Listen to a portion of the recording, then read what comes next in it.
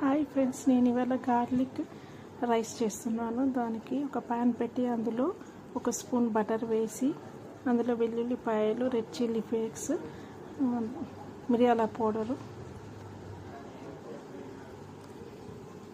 కొంచెం సాల్ట్ వేసి ఒకసారి కలిపి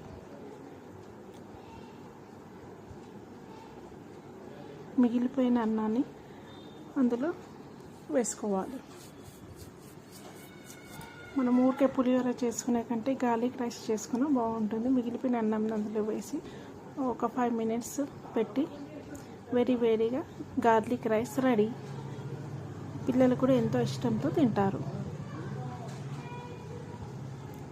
5 minutesలో రెడీ అయిపోతుంది గార్లిక్ రైస్.